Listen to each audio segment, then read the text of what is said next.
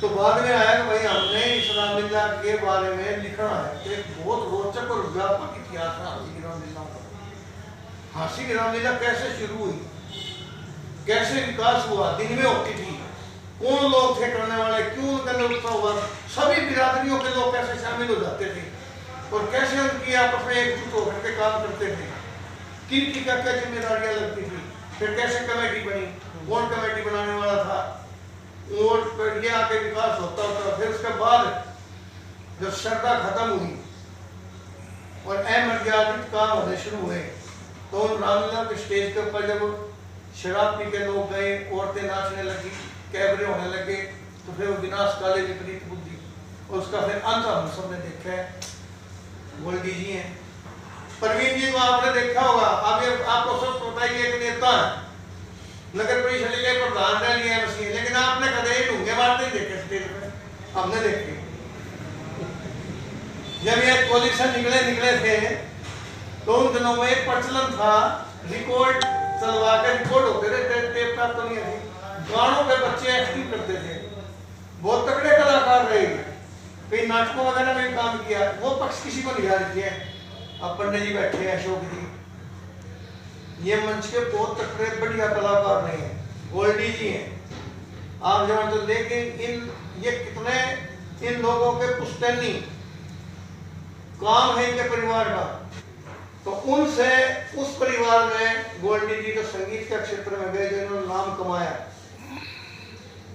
संगीत के मामले में, और अब ये रिटायरमेंट के बाद सेवाएं दे रही। इनके साथ साथ कुछ और कलाकार थे, ढोलक मास्टर आवासी लाली गुजर चुका, हमारे मास्टर प्रेम होते थे हांसी के, मान्य कलारनेट वादक, बहुत तकड़ा बजाते थे। तो इस दौरान मुझे बहुत से कलाकार ऐसे मिले जो कोई बेंगलोर बैठे है, कोई दिल्ली बैठे है, कोई 86 साल का होगा, उनके जब संसलन मैंने लिए मैं सुन के दंग रह गया। स्कूल टाइम में हम छोटे छोटे थे, देखा करते भाई ये दो बच्चे हैं भाई, ये गाने गाते हैं। जब मैंने उनको फोन मिलाया तो आपको ताजुब होगा, उसकी आयु हो रही है 62 साल की। बोला जी आप कौन हो? मैं कैसे, मैं आप मेरे को नहीं जानते, मैं आपको जानता क्योंकि युवा आर्टिस्ट, मैं आपका फैन था।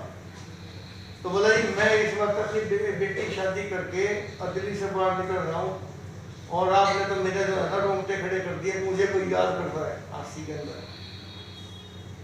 तो वो पानीपत में रहते हैं, ऐसे कलाकारों को हमने ढूंढा नहीं जगह जगह, कोई फरीदाबाद में मिले हमारे को, कोई हांसी में ही ऐसी जगह मिले। फिर विमोचन जो मैंने करवाया उसके पीछे एक रीजन था, दिवाली छोटी दिवाली को करवाया। हांसी में एक बहुत बुजुर्ग कलाकार थे स्टेज के, उनको मैंने रोल करते देखा था, तो हम उनके पास गए 2-3 जने, उनसे विमोचन करवा लिया।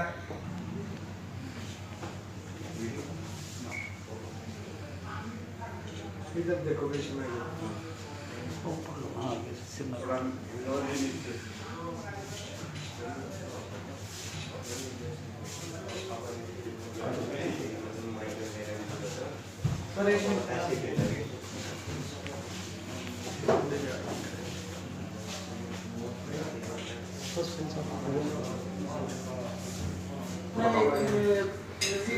देखिए कि हांसी की रामलीलाएं जो हैं किसी ज़माने में इतनी परिचित थी।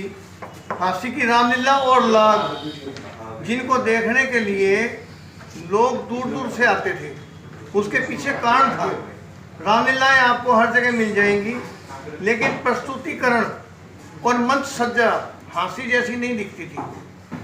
मंचों का जो मंच बनाया जाता था वो एक विशेष टेक्निक से तैयार किया जाता था। इसके साथ साथ जो रोल करते थे कलाकार, उनके ऊपर विशेष ध्यान दिया जाता था। और यहाँ बहुत मंजे हुए गीतकार, संगीतकार और एक्टिंग सिखाने वाले, वो इतनी मेहनत करते थे कि वो कलाकार बाद में जा कर के उस कला को और आगे उन्होंने विकसित किया। जो बच्चे राम का रोल करते, बाद में वो बड़े बड़े रोल करते चले गए। इस प्रकार से हांसी जो है मंच की एक प्राथमिक पाठशाला बन गई। और यहाँ से निकले हुए कलाकार बाद में मंचों पर गए, उन्होंने काफ़ी नाम भी कमाया। चाहे वो कॉलेज के स्टैंडर्ड पे गए, चाहे वो फिल्मों में गए, तो उन्होंने वहाँ काफ़ी नाम किया। उनके बारे में बीच में हमने जिक्र दिया गया है। तो इस प्रकार से एक युग था हमारी हास्य की रामलीलाओं का जो बहुत ही जाना और माना हुआ था, लेकिन एक समय ऐसा आया तो ग्रहण लगा और वो लोग अतीत में चले गए और आज से लगभग 14-15 साल पहले वो रामलीलाएं बंद हो गई। तो एक विडंबना ये थी वो सब कलाकार अपने हाशिए पे चले गए या बुजुर्ग घरों में बैठ गए। हमारे मन में यह है कि ये जो हमारी हास्य की धरोहर थी, जो कभी मिनी NSD था हमारा हास्य, उसको हम एक पुस्तक रूप में संजोएं। उन लोगों को हमने खोज की, उनसे सारे संस्मरण लिए और इसमें दर्ज किए हैं। तो इनमें कुछ एक उन मंच से जुड़े हुए लोग मेरे साथ बैठे हुए हैं। गोल्डी जी हैं, बहुत बढ़िया संगीत, इन्होंने शायद ही कोई स्टेज ऐसी हो जहाँ संगीत ना दिया हो। ये हमारे प्रवीण जी हैं, आप इनको राजनेताओं के रूप में जानते हो, लेकिन मंच के ऊपर भी इन्होंने काफ़ी काम किया है, रामलीला का भी किया है, कॉलेज लेवल पे भी काम किया है। ये हमारे अशोक शर्मा जी हैं, बहुत बेहतरीन कलाकार रहे हैं ये मंच के। और इधर राजीव जी भी खड़े हैं, पत्रकारिता में हैं, लेकिन ये भी मंच के अंदर हमने साथ साथ भी रोल किए हैं कई नाटकों के अंदर, तो ये भी बड़े मंच के अच्छे कलाकार रहे हैं। तो मतलब ये है कि वो एक जो परंपराएं थी, आज ग्रहण लगा हुआ है। हमारे यहाँ कलाकार तो बहुत है, लेकिन उनको जगह नहीं मिल रही जहाँ ना सिखाने वाले अब रहे, ना सीखने वाला कैसे सीखे। तो इसलिए मेरी एक तो ये आपके माध्यम से है कि अगर हास्य के लोग, वो जो कलाकार हमारे बाकी बचे हुए हैं, उनके माध्यम से इस कला को पुनः जीवित करें और बच्चों को उसके बारे में बताएं। तो इस किताब के द्वारा मेरा सिर्फ यही बताना है लोगों को कि हमारी धरोहर क्या थी, इतिहास को भी जानें। सैनी साहब, हास्य में इतनी मशहूर रामलीलाएं थी, ये क्या कारण है कि ये लुप्त हो गई? उसके पीछे कई कारण है, इसमें हमने दिया भी है। सबसे बड़ा तो है कि जब प्रचार तंत्र आ गया, एक तो प्रचार तंत्र जब फिल्मों की रामायण आ गई, वो एक बहुत बड़ा कारण था। उसका जो इन चीज़ों से जुड़े हुए थे वो यहाँ से चले गए, आर्थिक स्थिति के ऊपर ये शहर कमज़ोर हो गया, एक तो ये कारण भी था।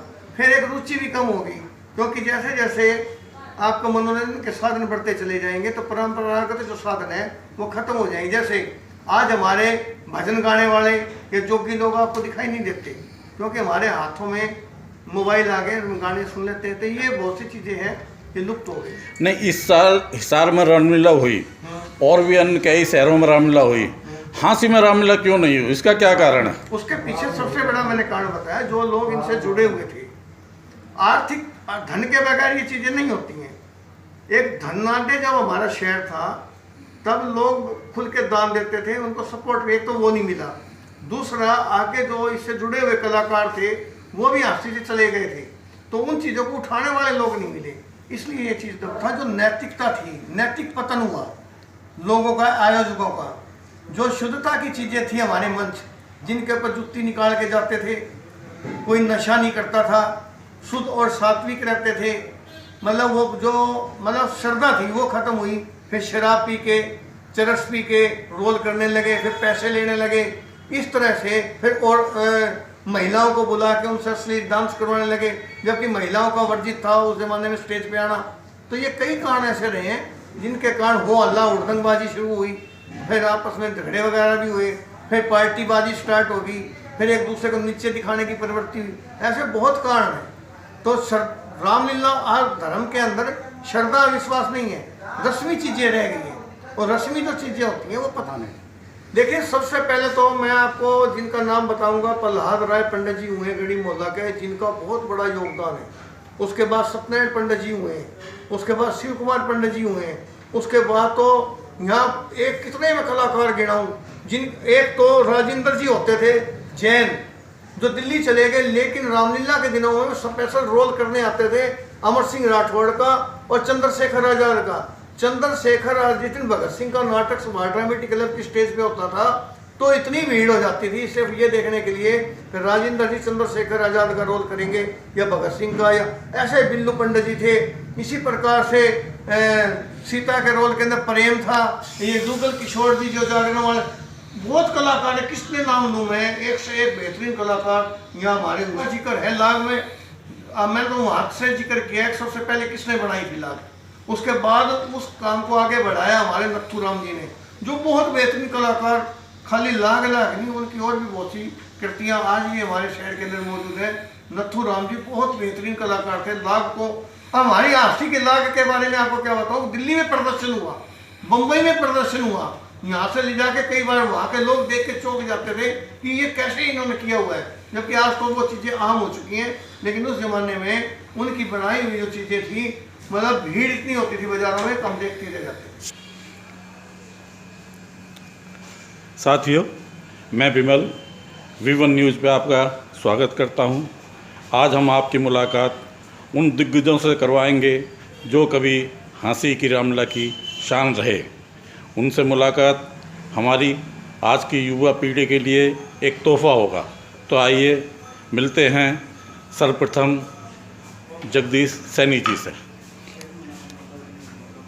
जगदीश सैनी जी, आप कम से कम शब्दों में हाँसी की रामलीला के बारे में कुछ अपना वक्तव्य दें। विमल जी, हाँसी की रामलीलाएँ एक बहुत बेहतरीन कला का मंच था, और इसको मैं ये मान के चलूँ कि एक NST था जहाँ संगीतकार भी यहीं के थे, गीतकार भी यहीं के थे, लेखक और निर्देशक और कलाकार भी यहीं के थे, और बेहतरीन मंच पर प्रस्तुतिकरण भी यहीं होता था, और दर्शक भी बहुत बेहतरीन थे। तो ये एक बहुत बड़ा एक सामंजस्य था जो अतीत के पन्नों में खो गया, और अब हमने इस पुस्तक के माध्यम से ये समझाने का कोशिश की है कि लोगों तक ये बात जाए कि हाँसी की अतीत की रामलीलाएँ कैसी होती थी। और वो तो एक छोटी सी बात, ये कलाकार मेरे पास बैठे हुए हैं जिन्होंने उस मंच पे कभी काम किए हैं, तो जिन लोगों ने देखा है वो बहुत बेहतरीन बता पाएंगे। एक कला का बहुत बेहतरीन मंच था। धन्यवाद सर। अब आपको हम संगीत जगत के मशहूर, हरियाणा में ही नहीं पूरे देश में और विदेश में भी भारत का नाम रोशन करने वाले संगीतकार गोल्डी जी से मुलाकात करवाते हैं। गोल्डी जी, आप हाँसी की रामलीलाओं के बारे में और अपने बारे में कुछ दो शब्द कहेंगे? विमल जी, हाँसी की रामलीला अपने आप में एक कल्चर, हाँसी का कल्चर था, और उस कल्चर से जो निकला है वो शायद कुछ ना कुछ आज एक्टिंग में निकला है तो वो को अच्छा एक्टर बना है, अगर संगीत में निकला है तो अच्छा संगीतकार बना है, क्योंकि बेसिक्स रामलीला से ही मिले हैं उसे। बाद में वो चाहे फिल्म इंडस्ट्री में चला गया हो, लेकिन बेसिक लेके वहीं से निकला है, और ऐसे ऐसे धुरंधर निकले हैं हाँसी से जो आज हाँसी का नाम रोशन कर रहे हैं, संगीत के मामले में भी और एक्टिंग के मामले में भी। और दुर्भाग्य है हाँसी का कि अब वो सब ख़त्म हो गया है। वो मैं क्या कहूँ किस कारण से हो गया है, शायद हम लोगों के कारण से ही हो गया है, क्योंकि यहाँ थोड़ा सा हम लोगों ने ध्यान नहीं दिया। यहाँ मंचों पे कुछ लोग शराब पी के आने लग गए, कुछ लड़कियों को नचवाने लग गए, तो वो कल्चर हमारा कल्चर नहीं। इस के आने से हमारा जो बेसिक कल्चर था वो ख़त्म होता चला गया, और रामलीलाएँ बिल्कुल ख़त्म हो गई। धन्यवाद सर। अब आपको हाँसी में जागरणों को पुनर्जीवित करने वाले मास्टर जुगल किशोर जी से आपकी मुलाकात करवाते हैं। जुगल जी, आज आप अब भी सक्रिय हैं, और इसी के बारे में आप पहले भी रामलीलाओं से जुड़े हुए हैं, और आप कैसा महसूस करते हैं अब जब इस साल हाँसी में रामलीला नहीं हुई? बहुत बुरा लगता है। वो समय था 1970 का, जब मैंने राम का रोल अदा किया जय भारत मंडल के अंदर, सुभाष ड्रामेटिक क्लब, हाँसी, पंचायती रामलीला ग्राउंड, इधर हर तरफ। और जहाँ हमारे संगीतकार हमारे गोल्डी जी बैठे हैं, बहुत अच्छा इन्होंने संगीत दिया। और जो डायरेक्टर थे हमारे प्रोफेसर संत कुमार संत, मास्टर विशंबर नाथ जी, रामचंद्र जी सेठी, सुभाष जी छन्ना, ये हमारे साथी रहे, और इनके आशीर्वाद से हम इस काबिल हुए हैं। धन्यवाद सर। नागपाल जी, आप कृपया थोड़ी जानकारी देंगे मेरे रामलीलाओं के बारे में? आपने तो रामलीलाओं में राम का रोल भी किया है, मर्यादा पुरुषोत्तम राम का रोल करते हुए आपको कैसा महसूस होता था? नमस्कार। सबसे पहले वो जो समय था, हम जब राम का रोल करते थे या किसी और पार्ट को अदा करते थे, तो अपने अंदर एक ऐसी भावना उत्पन्न हो जाती थी हमारे अंदर कि हमें लोग ऐसा हमारे को माथा टेकना, हमारी भावनाओं से जुड़ जाना हमें बहुत अच्छा लगता था। और हमारे को जान पहचान इतनी हो गई, लोग हमें अपने कंधों पे उठाकर अपने घरों में ले जाते थे और लोग हमें खाना खिलाते थे, रास्ते में मिल जाए तो हमें तुम्हारे पैर पकड़ लेते थे। वो समय जो था ना, वो शायद अब दोबारा कभी नहीं आएगा।